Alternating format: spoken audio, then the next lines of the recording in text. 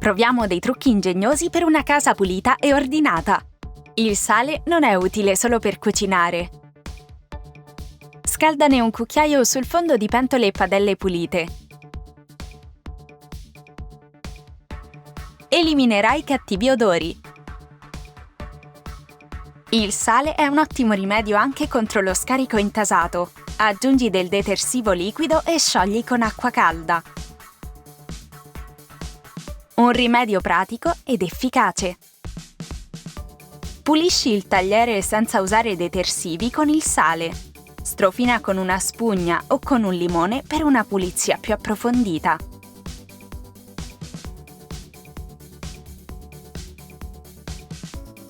Come nuovo. Le forbici non tagliano più? Prova questo metodo. Spargi del dentifricio sulla lama e lascialo agire.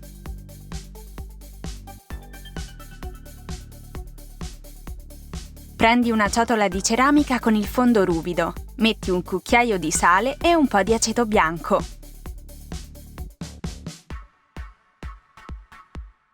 Usa il bordo della ciotola e il sale per affilare le forbici.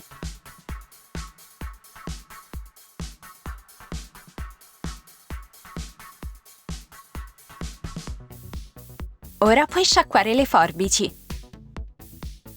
Di nuovo affilate.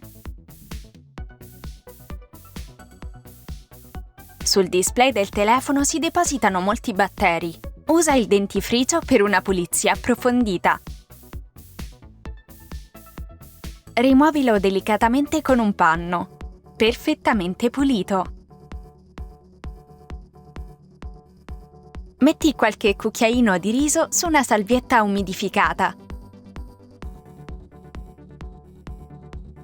Aggiungi dell'olio essenziale e richiudi con un nastro.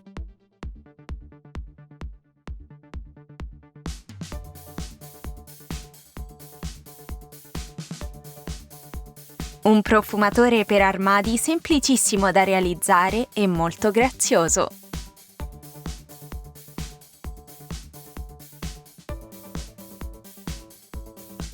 Vuoi richiudere una confezione di plastica aperta?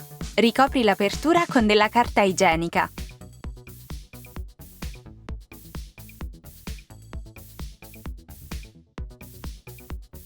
Poi passa il ferro da stiro caldo. La busta sarà perfettamente sigillata.